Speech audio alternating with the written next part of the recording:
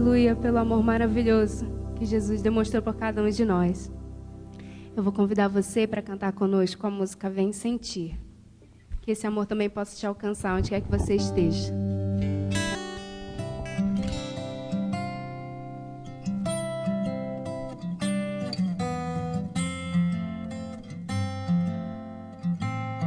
Samuel? Obrigada.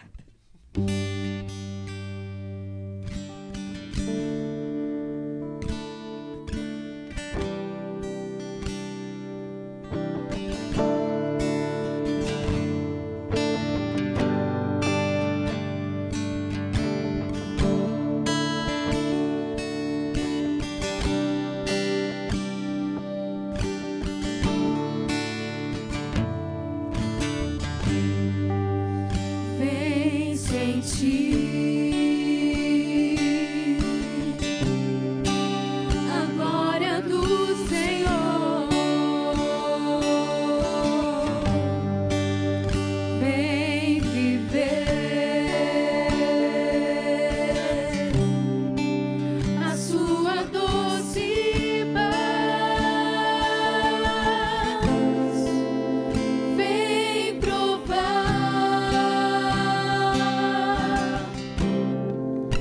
a graça e o perdão. Vem viver da glória e cantar. Vem cantar louvores a Jesus. Vem sentir o seu eterno amor. Só Ele reina sobre a terra. Só Ele reina lá no céu. É o Senhor dos anjos, grande é o seu poder. Só Ele reina sobre a terra. Só Ele reina lá no céu. É o Senhor dos anjos, grande é o seu poder.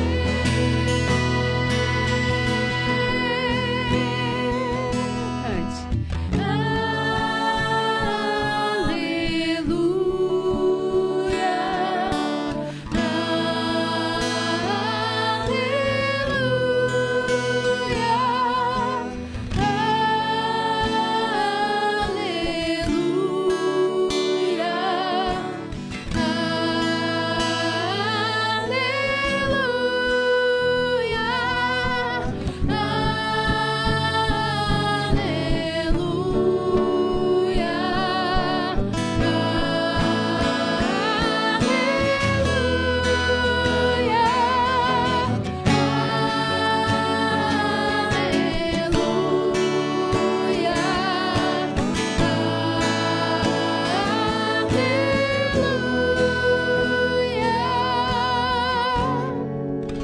Amém. Louvado seja o nome do Senhor.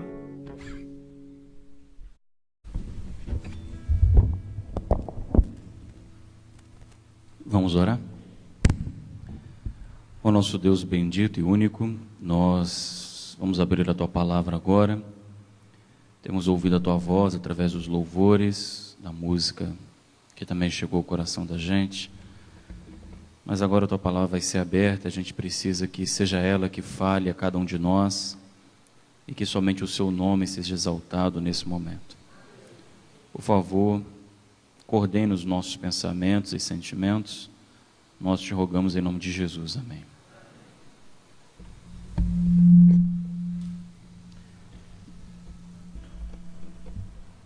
Boa noite. Que bom que você veio, corajoso, né? Terça-feira é difícil, né? Segunda-feira ainda a gente está naquele impacto do domingo, né? domingo, né? Então você vem na terça-feira, a gente já começa a racionalizar o processo, né? Semana, trabalho, né? Terça-feira é difícil. Então, terça-feira é o grupo dos heróis, né? A gente costuma, quando faz semana, evangelismo, coisa e tal, a gente sempre espera a terça-feira. Terça-feira geralmente é o dia mais complexo. Também tem um outro dia que é mais complexo, mas eu não vou dizer não, senão você vai arranjar desculpa para não vir. Então eu só falo no dia que ele chegar. Mas, enfim, faz parte, né, do nosso dia a dia. Hoje a gente chega, eu posso dizer assim, ao final do ciclo de mensagens que eu queria trazer para vocês com o conceito que a gente apresentou até aqui. Eu comecei de trás para frente, eu comecei dizendo aonde a gente chega e agora, não a partir de hoje, mas a partir de amanhã, a gente vai conversar de como a gente chega. Tá certo? Então, a gente começou o processo de trás para frente. Então, se você quer entender o porquê que a gente conversou aqui sobre esses temas e o porquê que falamos desse jeito que falamos, então essas respostas virão amanhã e na quinta e na sexta-feira. São as 3 mensagens que são a base da construção de tudo que a gente falou até aqui. A mensagem de hoje, para mim, é o tema mais difícil de ser apresentado, o mais complicado, e, na verdade, ele não parece que é um tema demasiadamente simples. Alguns vão achar até simplório, mas, na minha opinião, é o mais difícil,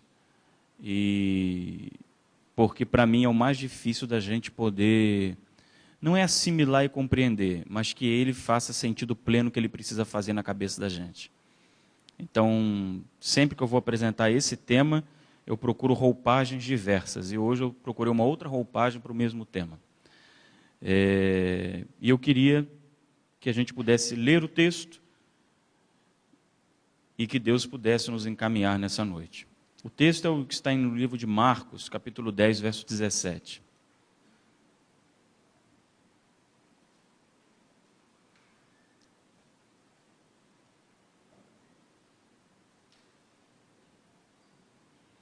Marcos 10, 17. Meu horário ali, ó. Meu horário. Meu timer ali. Eu não sei se eu consegui deixar claro, mas a gente está trabalhando no conceito básico de que tudo na vida é religioso, ok? Eu já repeti bastante isso, né?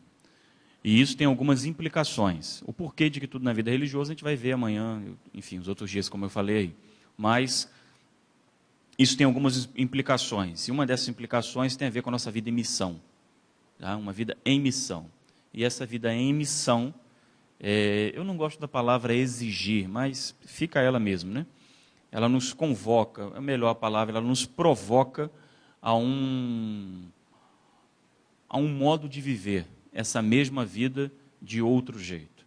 Não há como ser diferente disso. E isso tudo, às vezes, pode nos levar a uma pergunta que, quando eu começo a viver uma vida religiosa, a partir da prática, do comportamento, como eu disse, do fazer, ou do pensamento, da intelectualidade, ou do sentir, não importa o caminho, mas a prática da vida religiosa, a rotina da vida religiosa, pode nos levar a um questionamento que ele não é feito, mas ele está implícito, que é o questionamento de para que serve Deus? Para que serve Deus? E talvez você ache ridícula essa pergunta, mas essa pergunta é tão fundamental e ela está por trás de tantos comportamentos, pensamentos e questionamentos que às vezes a gente não se dá conta. Porque se eu consigo ter um modelo de religião no qual eu consigo executá-lo, chega um momento desse processo de religião que Deus não é mais necessário, porque você consegue executar essa religião com Deus ou sem Ele. Vou colocar de outro jeito. Se hoje ficasse descoberto, tá certo? Teológica, filosófica, cientificamente, que Deus de verdade não existe, milhares e milhões e bilhões de pessoas continuariam frequentando as igrejas, os templos, os cultos e ordenariam a sua vida do mesmo jeito. a existência ou a não existência de Deus talvez não fizesse diferença para um grande número de pessoas.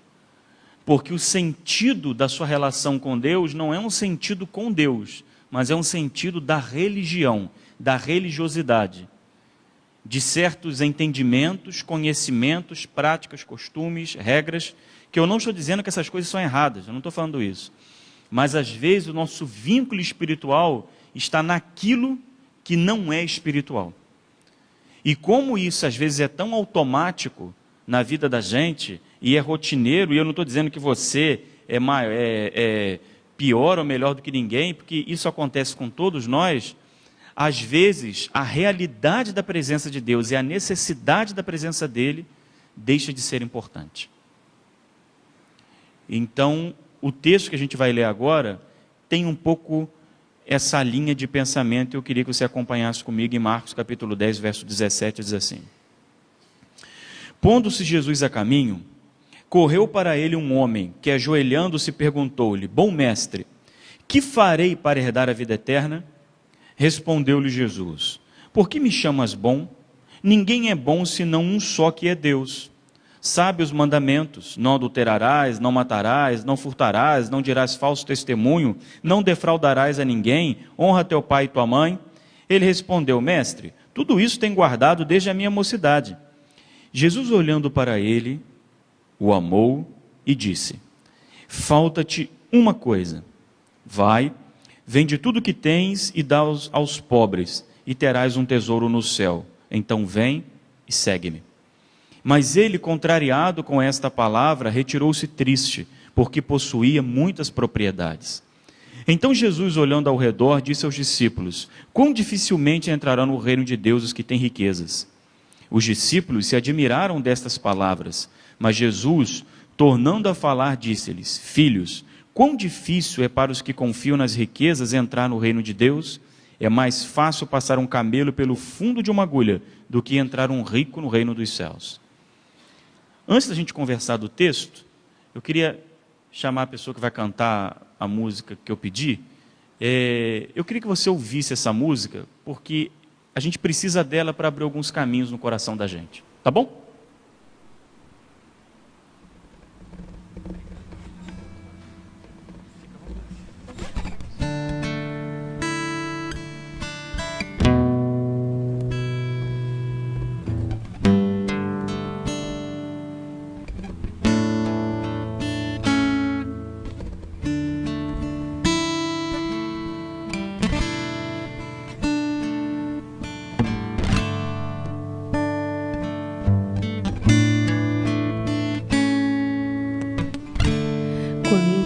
Vezes me perguntei se há alguém além do céu.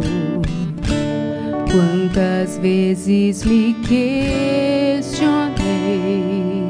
se esse alguém é uma projeção dos meus sonhos de infância, de uma breve lembrança de algo que um dia precisei. Talvez haja alguém além da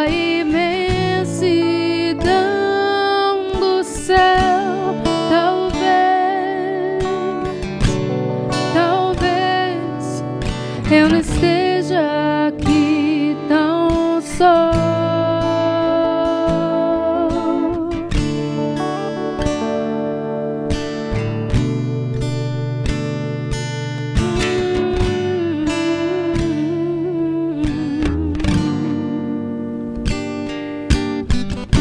Chuva forte que cai do céu, será alguém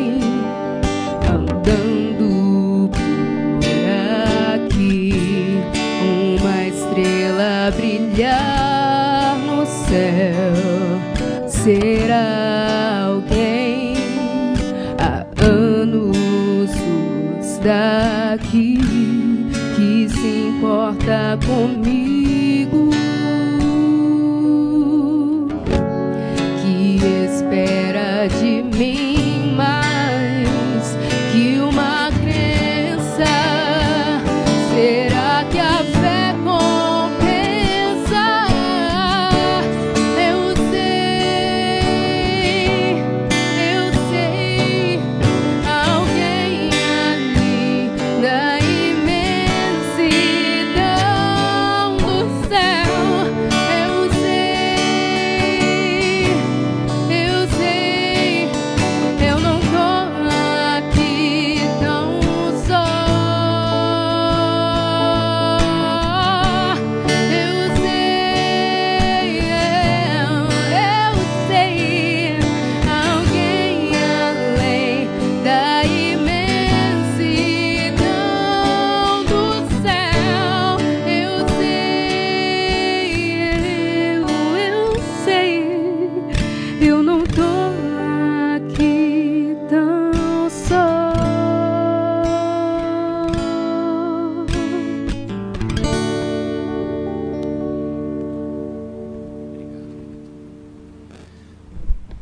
Estou muito feliz aqui com vocês, que vocês têm talentos musicais aqui, né? É bom demais, viu? Parabéns, que Deus abençoe vocês, viu? Olha para o texto comigo.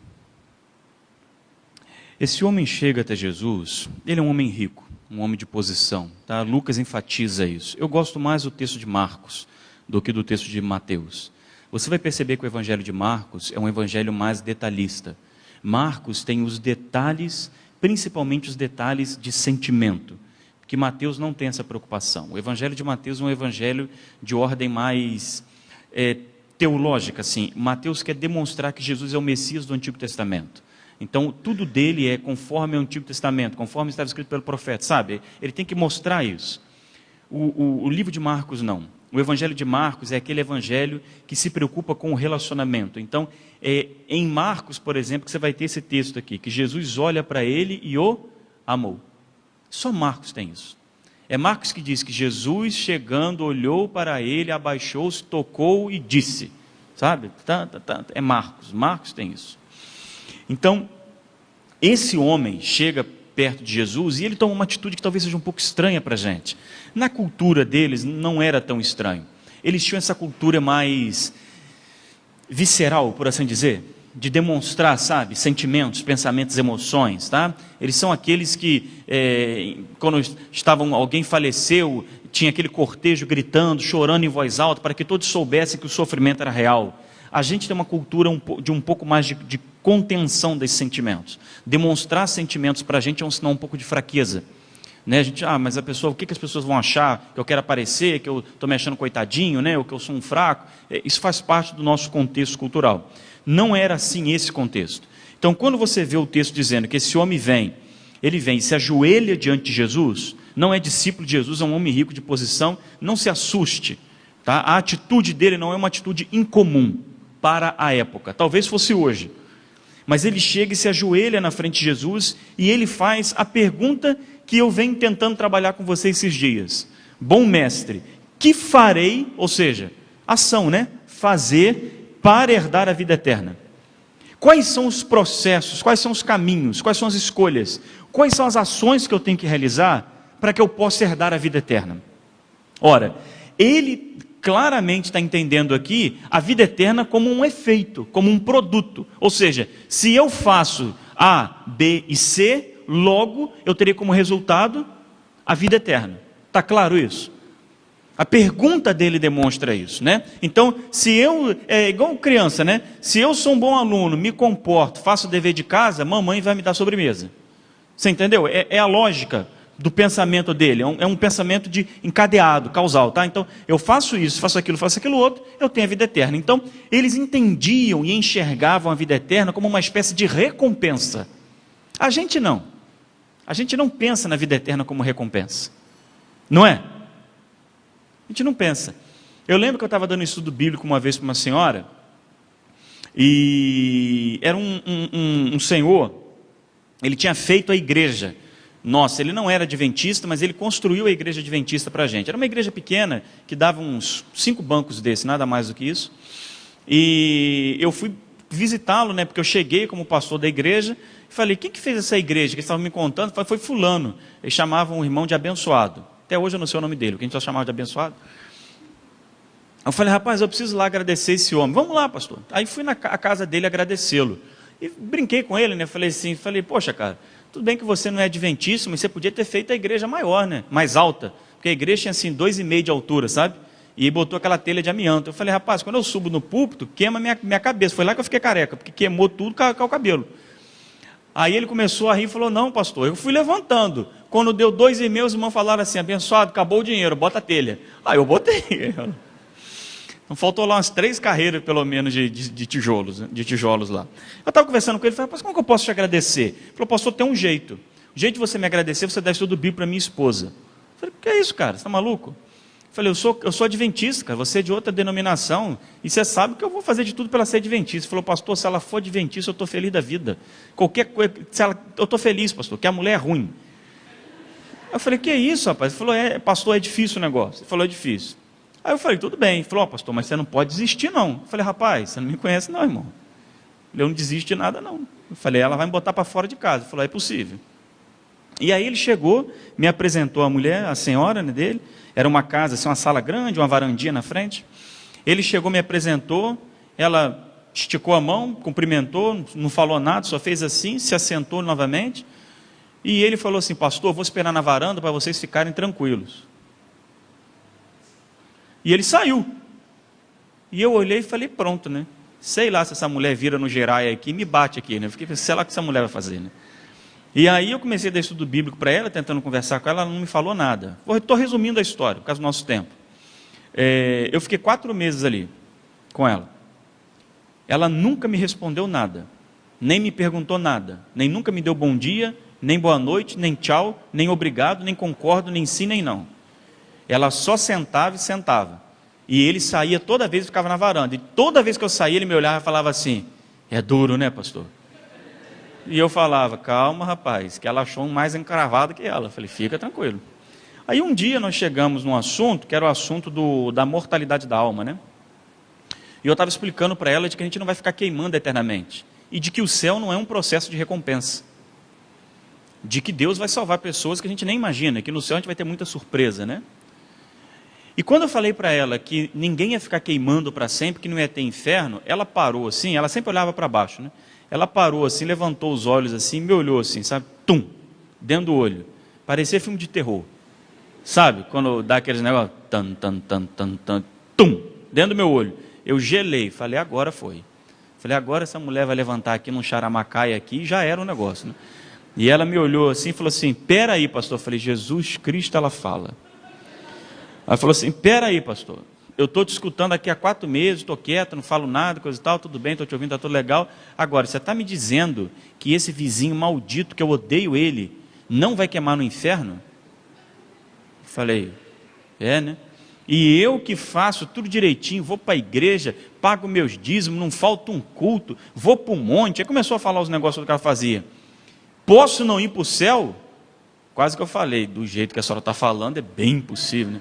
Aí eu falei, Aí ela falou assim, pastor, então eu sirvo Deus para quê?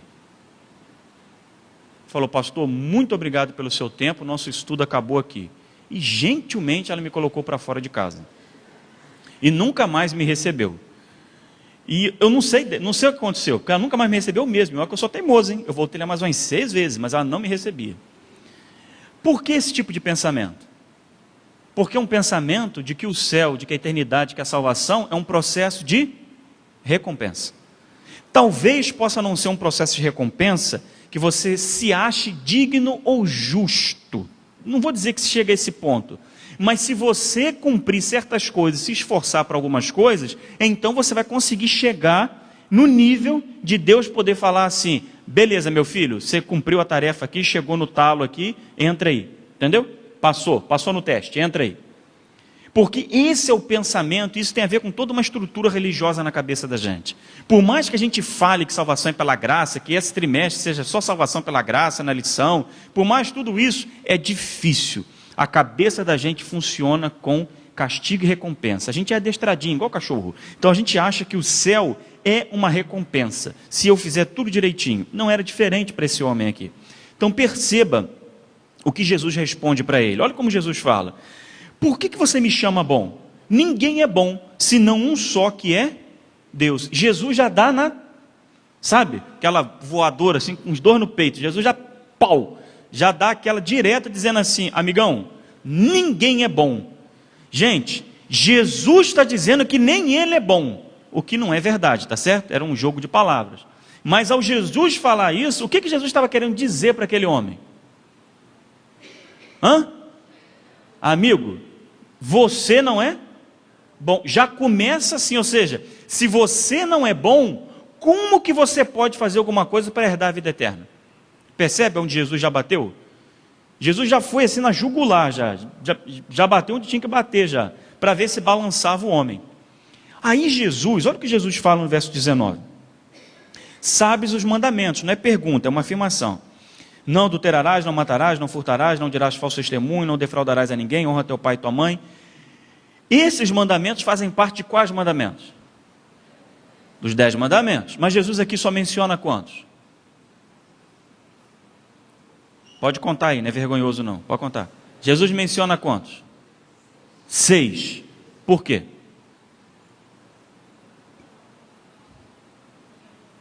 E esses 6 aqui, se você olhar a tábua dos 10 mandamentos, eles estão de que lado? Direito, né? Honra teu pai e tua mãe, o MAF lá, não matar, não adulterar, não furtar, não é isso? Não mentir e não cobiçar. Está lá os 6 mandamentos. Mas por que Jesus não falou para ele, por exemplo, guarda o sábado? Porque o sábado não é importante? Não. Jesus estava falando com quem? Quem é esse homem? Judeu, rico, fiel, cumpridor da lei. Você acha que existe alguma possibilidade dele não guardar o sábado? Zero. E mais, como que você vai aferir a guarda desse homem ao sábado? Não tinha como. Esse homem não cuspia no chão para não correr risco de fazer agricultura e estar pecando no sábado.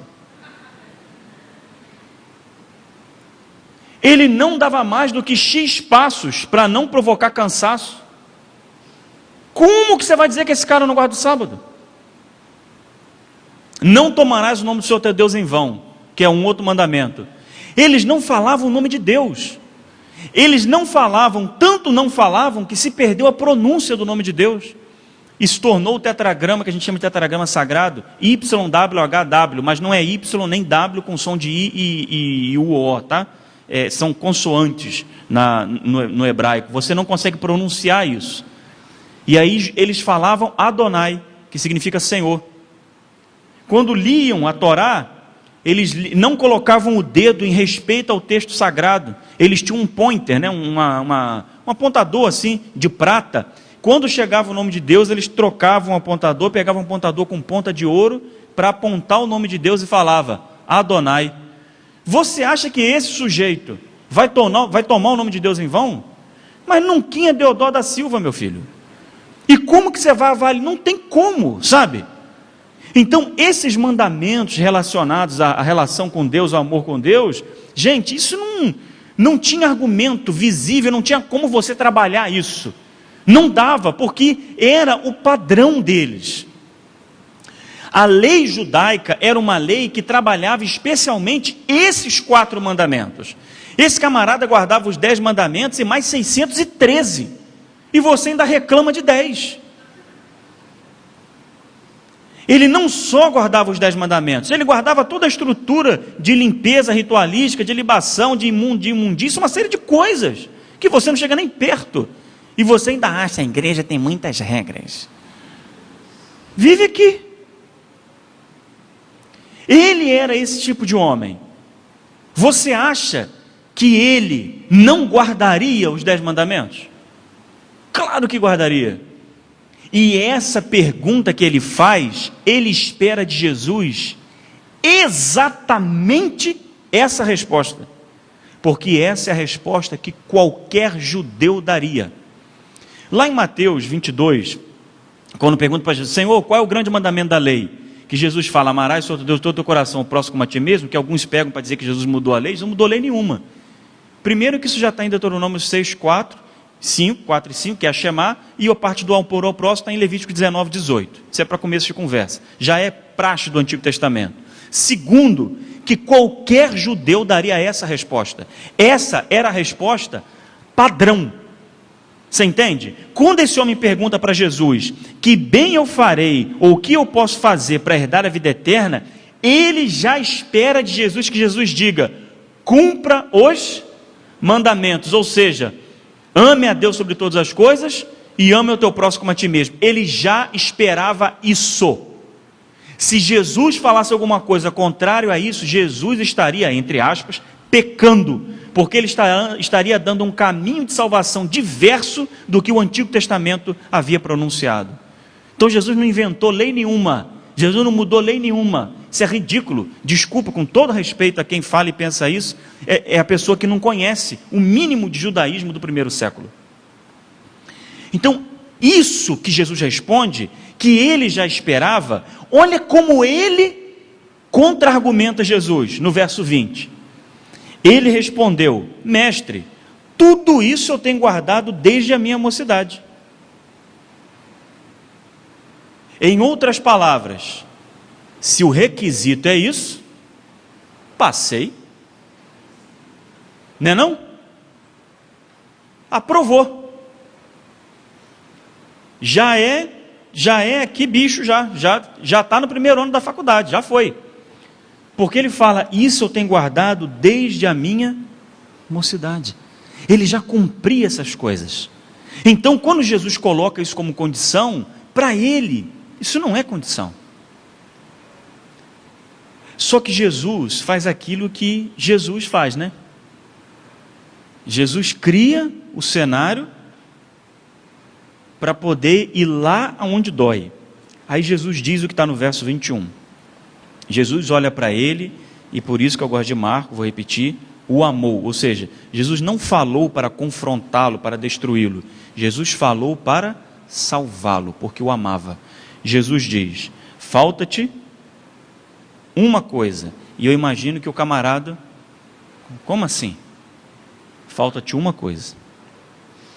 Vai, vende tudo que tens e dá aos pobres, e terás um tesouro no céu, então vem e segue-me. E diz o texto que o homem saiu contrariado, saiu triste, porque ele tinha muitas propriedades. Por que você acha que Jesus falou isso aqui para ele? Toda pessoa que é um seguidor de Cristo, que é um discípulo do reino, ele tem que vender tudo e dar aos pobres e seguir a Jesus? Não, Jesus não pediu isso a ninguém. Lembra que Zaqueu fez isso? Quando a gente conversou sábado? Foi a atitude de Zaqueu. Percebe como essa coisa da religião prática, do bem ao outro, é muito forte dentro da mensagem bíblica, principalmente daquilo que vem do judaísmo para a gente quanto ao cristianismo, isso é muito forte. Mas por que Jesus fala isso?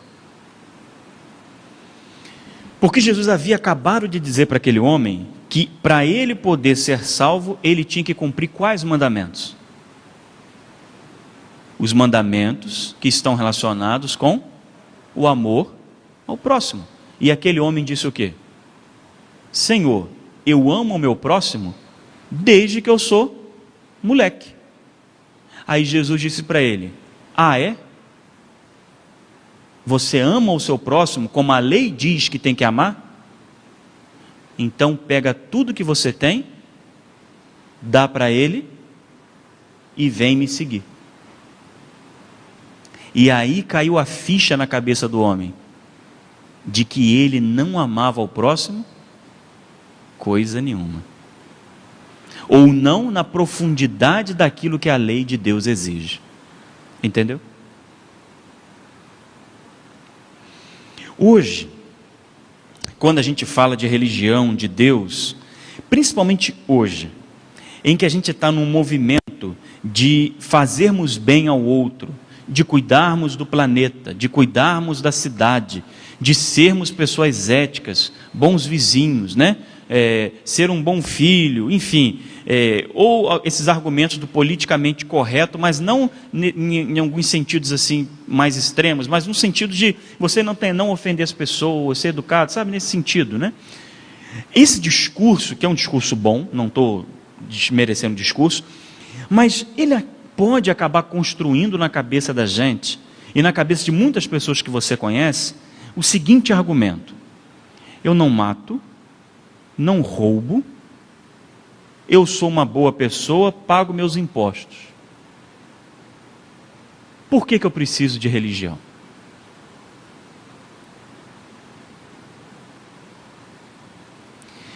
Em questão de comportamento, o que difere um religioso de um não religioso nesse mesmo patamar? Eu vou dizer que tem não religioso aí, mais, não, do que muito religioso. Você tem pessoas aí que não acreditam em Deus e que estão aí pegando dinheiro, gastando seu tempo e dando comida para mendigo na rua. Não é? E a gente tem dificuldade de dar os R$2 lá para o cara que pede a comida. Você tem não religioso que está indo, viajando, eu não posso mencionar nomes aqui, mas um grupo de atrizes foi lá num projeto nosso da ADRA, do outro lado do mundo, ajudar refugiados, atrizes aqui do Brasil. A troco de quê? De nada, de fazer o bem ao próximo. Então, às vezes você pode ter um amigo, por exemplo, na faculdade, que diz: mas eu não preciso de Deus. Para que eu preciso de Deus? Eu sou uma boa pessoa, eu trato bem os outros, e é mesmo. É educado, é uma boa pessoa, ajuda os outros, é cortês, é gentil, não faz mal a ninguém, se preocupa com as pessoas. Para que essa pessoa precisa ser religiosa? Sendo que você olha, tanta gente religiosa que é ruim, que são pessoas más. Para que ele precisa ser religioso? É a pergunta.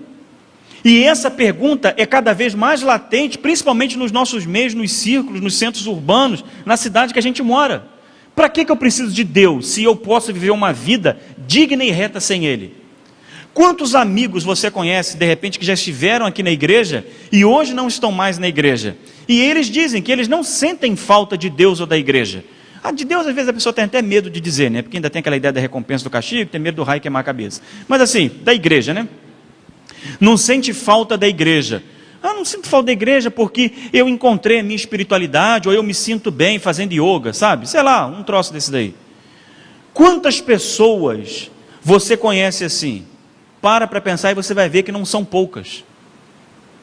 Talvez você e eu também caminhemos nesse pensamento, achando que porque nós temos um determinado modo de proceder, porque nós temos um certo nível de comportamento e comprometimento com Deus e com a igreja, de que Deus, a pessoa de Deus, a relação B2B com Ele aqui, Ele e eu aqui, essa relação nossa aqui, talvez não seja tão necessária para a nossa vida no dia a dia. E talvez eu me pergunte: por que eu tenho que ir para a igreja? Por que eu tenho que ser cristã? Por que eu tenho que me batizar? Por que eu tenho que ser adventista? Se eu não faço mal a ninguém, não mato, não roubo, não sabe? Por quê? Se eu já sou uma boa pessoa. Essa é a pergunta. Essa é a pergunta que esse camarada aqui faz. E essa é a pergunta que bate na cabeça da gente quando a gente começa um processo de vida com Deus e chega a um certo ponto, ou de vida, de comportamento sem Deus, mas chega a um certo patamar de estabilidade. Deus não faz sentido, porque eu começo a me... Eu não estou falando de ateísmo não, tá? Eu chamo de ateísmo da indiferença. Não é que eu vou dizer que Deus existe ou não existe, mas se Ele existir ou não, não faz nenhuma diferença, que eu vou continuar vivendo a minha vida do mesmo jeito. Não muda a minha vida. Então você começa a viver um modo de vida, um procedimento de vida religioso ou fora da religião, no qual Deus não é necessariamente importante. Porque a pergunta fundamental é: estou eu vivendo e me comportando do jeito que eu deveria viver e me comportar? Quando você liga a televisão e você vê, vamos falar da moda agora, que é tudo moda, os políticos agora na vibe aí, corrupção, e aí você vê aquele monte lá, aquilo mexe com você e automaticamente a sua cabeça se compara. Você fala assim: safado, eu não sou como ele. Não é?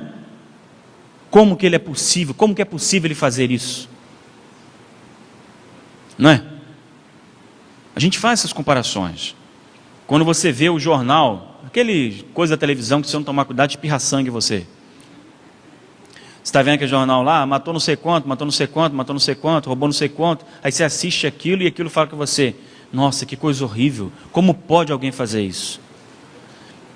Quando você fala assim, como pode alguém fazer isso? Não é que você é uma má pessoa, mas você está, basilarmente falando, dizendo que você não faria isso e que você é, de certo modo, melhor do que aquela pessoa. Desculpa, porque senão você não faria essa pergunta. Se você se sentisse igual a ele ou pior do que ele, você não diria: como pode alguém fazer isso? Você fala porque você tem um comparativo dentro da sua cabeça. E quem é o comparativo dentro da sua cabeça? Só tem um sempre: você. E isso talvez seja o mais difícil. Quando, pela lente do Evangelho e pela ótica bíblica, eu começar a perceber que salvificamente, eu não estou falando moralmente nem eticamente, salvificamente, ou seja, relação com salvação, não há nenhuma diferença entre mim e um assassino em série de 45 pessoas. Zero. Nenhuma. Porque não há gradação de pecado. Não há escala de pecado. Não há nível de pecado, salvificamente. As ações dele são piores do que as minhas? Sem dúvida. Aonde o mal, o que o mal vai produzir nele, nas pessoas que estão ao redor, é muito mais terrível do que em mim? É claro que é. Eu não estou falando que são exatamente a mesma coisa. Mas se aquele homem se arrepender e pedir perdão a Deus, ele será tão nova criatura quanto eu posso ser. Como que você lida com isso?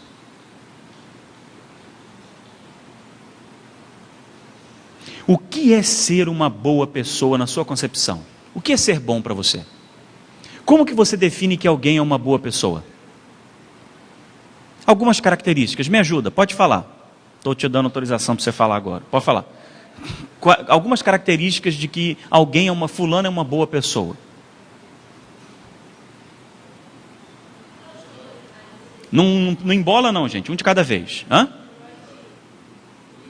Honestidade, altruísta, gentil, tolerante, simpático, educado. Gente, vocês só estão falando minhas qualidades, vamos ver mais coisas aí. Tenta sair de mim, vamos lá. O que mais que seria uma boa pessoa? Perdão, não entendi. Paciente, que ajuda o próximo, caridoso. Percebe isso é uma boa pessoa, não é? Não é isso? Então, esse pensamento é o meu pensamento também. É o seu pensamento também. E se eu disser para você que ele não é válido?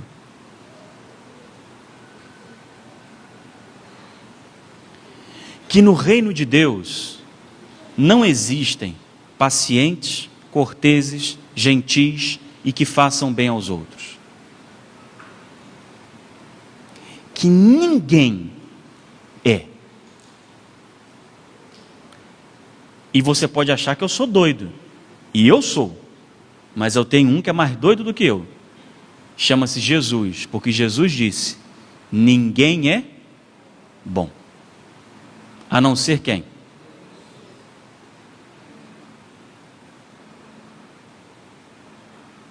Então eu queria que agora você olhasse para você. Você é bom? Não precisa falar essa na cabeça. É para você, não é para o marido e para a esposa, não. Para você. Você é bom. Você confiaria em você mesmo? Você hoje, você daria o céu para você?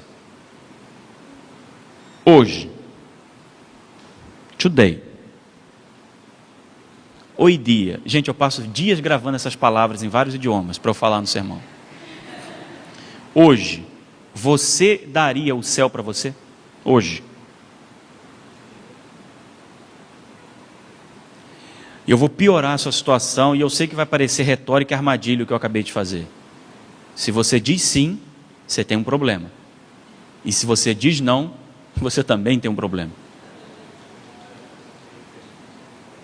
Pergunta difícil essa, não é? Mas existe alguma outra pergunta mais importante do que essa?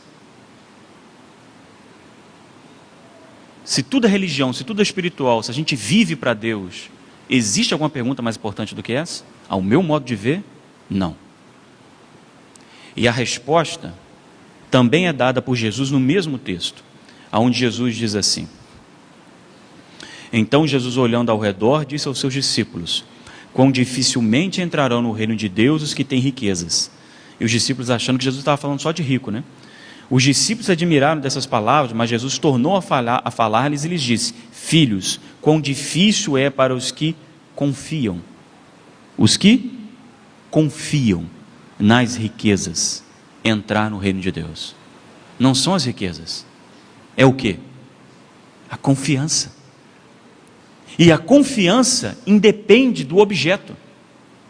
Você pode confiar em riquezas, você pode confiar no seu talento, você pode confiar em bens, você pode confiar na sua família, você pode confiar em que sempre deu certo até aqui porque você sempre conseguiu, você pode confiar no que você quiser.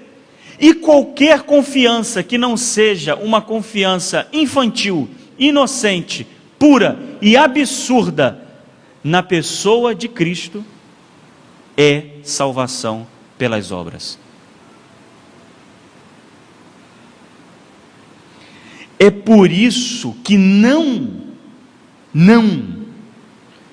tem nada a ver o comportamento, o sentimento e o pensamento com salvação necessariamente. Porque eu posso pensar teologicamente, entender a doutrina perfeitamente e posso estar perdido. Posso achar que sinto Deus, fecho o olho e tudo, levanto as mãos, sentindo Deus e está perdido. Posso achar que me comporto do modo adequado e está perdido. Porque essas coisas só caminham para a salvação quando o comportamento, o sentimento e o pensamento são objetivados, estão direcionados, têm como fundamento Jesus Cristo. É a entrega absurda, total, plena, completa a Jesus Cristo, é que provoca em mim a mudança real daquilo que nenhuma educação, nenhum ensino, nenhuma ética podem mudar: a natureza pecaminosa que há em mim, a incrível mania viciante que eu tenho de sempre, em última instância, pensar só em mim mesmo. E isso só tem uma coisa que muda, se chama salvação. Salvação não é salvação de atos ou de pontos de pecado. Salvação não é Deus salvar você de não furtar, de não matar, de não adulterar, de pornografia, de adultério, de mentir, de brigar na rua, de corrupção, desonestidade. Não é isso que é salvação. Isso são frutos, os efeitos da salvação. A salvação é quando Deus consegue chegar no âmago da sua vida, no centro da sua vida, tirar você e colocar Ele. Quando você consegue parar de não pensar em você, de que as atitudes, as escolhas, os caminhos da vida não sejam só para você, e você pense em amar a Deus sobre todas as coisas e amar ao próximo como a si mesmo.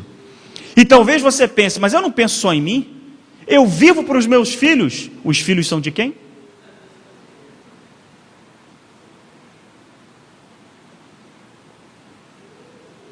Eu vivo para os meus amigos. Os amigos são de quem? Você só acha que não vive. mas continua, como Jesus disse, o cão que volta ao próprio vômito, continua no mesmo círculo, vivendo somente para você. Bem-vindo ao mundo real. Essa frase é de Matrix. Porque essa é a nossa vida. É assim que eu, Mateus Leite Tavares, sou. E é assim que você é. E essa compreensão é a maior liberdade que a gente pode ter. Porque quando eu entendo que eu não sou bom, que não há nada de bom em mim, e que eu sou miserável, pobre, cego e nu, e que até a minha justiça é trapo de imundície, e que eu preciso negar-me a mim mesmo, tomar a minha cruz e seguir a Cristo, então eu entendi a maior de todas as liberdades. A liberdade de que já não vivo eu, mas Cristo vive em mim. Isso é salvação. E foi isso que esse homem não entendeu. Quando Jesus disse para ele, vai, vende tudo que você tem e dá aos pobres, Jesus estava dizendo para ele, para de viver só para você e venha viver de verdade a vida em prol de Deus e em prol do semelhante. Porque a vida em prol de Deus e do semelhante, que é a guarda real dos 10 mandamentos, vai mudar a forma como eu vivo essa mesma vida. Porque eu não guardo o sábado por minha causa, eu não guardo o sábado porque é bom para mim, porque eu estou cansado, porque eu posso descansar. Eu guardo o sábado porque eu vivo para Deus e para o próximo. Eu não vou tomar o nome de Deus em vão, não por minhas próprias escolhas e convicções, mas porque é o nome dele, é por amor a ele. Eu não vou matar o meu próximo, não porque eu tenha medo das consequências da lei ou por isso. Eu não vou matar o meu próximo porque eu amo. E é por isso que Jesus disse, se você odiar o seu próximo, você já o matou, porque no seu coração o euzinho tomou o lugar de novo. Eu não vou roubar o meu próximo, não vou mentir, não vou ser desonesto, não porque é eticamente errado, não porque a justiça pode dizer que é errado, ou porque eu sou uma pessoa de bom comportamento, é porque eu amo a esse próximo, e ao invés de roubá-lo, de tirar dele, de maltratá-lo, de xingá-lo, de brigar com ele, eu vou me sacrificar e me doar por ele. É por isso que Jesus diz aquilo que é impossível, nas bem-aventuranças, no Sermão da Montanha, quando ele diz, se você for roubado de uma túnica, dá também para ele a capa. Se bater de um lado, faz o quê? Mas por que você faz isso? Porque você não vive mais para você. Você vive para quem? Para Deus e para o próximo. E aí você pode pensar, esse pastor é doido. Eu já te falei que eu sou. Mas existe uma questão. Quando Deus nos criou, Ele nos criou num pensamento reverso do que a gente vive, ouve e aprende hoje. Que você tem que cuidar de você, que você tem que pensar em você, que você tem que lutar por você, para que você seja feliz, para que você alcance os objetivos, que você tenha 12 passos para a solução dos seus problemas. Tudo é você é o centro de tudo, você é o centro da felicidade, você é o centro da dor, o mundo é bom por sua causa, o mundo é ruim por sua causa, o sucesso profissional está em suas mãos, é você. Isso não é real. Quando Deus nos criou, o nosso eu é exaltado, construído e se identifica quando ele vive para Deus e vive para o próximo. Quando eu busco as coisas para mim mesmo, então eu estou no caminho da perdição, do distanciamento de mim mesmo, da cisão dentro de mim mesmo e do vazio. E quando eu aprendo a viver por amor a Deus e amor ao próximo, então eu encontrei a mim mesmo, que já estava perdido há muito tempo. Porque isso é salvação. Confiança única, plena, absurda e exclusiva em Deus, em Jesus Cristo. Porque bom só tem um. Todos nós estamos no mesmo caminho, no mesmo barco. Todos nós somos irmãos de um mesmo Pai, carentes da mesma salvação e esperançosos de que, apesar do que somos, apesar dos nossos erros e fracassos, apesar dos nossos possíveis acertos, Ele vai encontrar um jeito de salvar você. Ele vai encontrar um jeito de me salvar. E é por isso que o meu coração sai feliz, porque as pessoas dizem que é muito difícil se salvar. De todo o meu coração, eu não consigo acreditar nisso. Eu acredito que o meu Deus vai achar um jeito de me salvar, apesar de eu ser quem eu sou, porque Ele me ama, Ele quer me salvar, e para eu me perder, eu vou ter que dar um trabalho danado para Ele. E é por isso que eu acredito todo dia que por causa dEle eu estou salvo no meu Senhor Jesus Cristo, não por minha causa. E é por isso que eu preciso desesperadamente dEle. É por isso que eu sou cristão, é por isso que eu venho à igreja, é por isso que eu tenho minha comunhão, e é por isso que eu vivo para Ele, porque sem Ele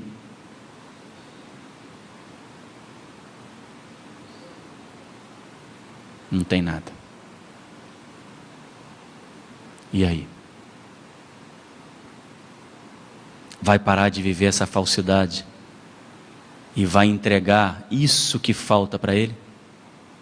Você já sentiu Deus chegando perto, né? E aí quando Ele vai chegando perto demais, a gente começa a se afastar porque dói, sabe? Você sabe o que tem que abandonar, você sabe o que tem que entregar, você sabe, eu também sei. Mas é isso que falta, para essa entrega total, absurda e absoluta, para que Ele possa viver, reinar e mudar tudo dentro da gente. Está disposto? Deixa eu orar com você. Jesus Cristo, é muito difícil para a gente quando nós entendemos que todo e qualquer esforço ou sacrifício não são nada, absolutamente nada, porque está tudo amarrado no mesmo processo, no mesmo pensamento, no mesmo sentimento. Ao final de tudo, Senhor, tirando todos os penduricários, levantando todos os tapetes, lá dentro continua sendo reinado do meu próprio eu. São as minhas dores, as minhas lutas, o meu sofrimento, quando na verdade, Senhor, o Senhor nos chama para a mais absoluta de todas as liberdades, a liberdade de nós mesmos. Mas Jesus, o negócio difícil. Senhor, é duro demais, porque quando a gente pensa nesse nível de entrega, dá um vazio, dá um desespero, porque nós somos desesperados por controle. E a confiança em Ti absurda desse jeito, parece uma utopia na vida da gente. E é por isso que hoje, nesse momento singelo e simples, aonde nossa mente talvez acredite que o Senhor nos ouve, talvez acredite que o Senhor está conosco, talvez acredite que o Senhor realmente tem o poder de mudar a vida da gente, nesse emaranhado de sentimentos, pensamentos, decisões e escolhas, coloque a luz da Tua presença, para que o caminho da entrega a Ti, da nossa completa dedicação ao Senhor, se inicie agora. Nosso coração é Teu, e com ele as nossas escolhas, os nossos sentimentos, os nossos medos, as nossas fraquezas, as nossas forças, as nossas habilidades, tudo em Tuas mãos, porque somente em Ti quando nos perdemos em Ti, é que podemos nos encontrar em nós mesmos. Obrigado. Reine e viva em nós. Nós te pedimos, certos da Tua salvação, da Tua presença, no nome de Jesus. Amém.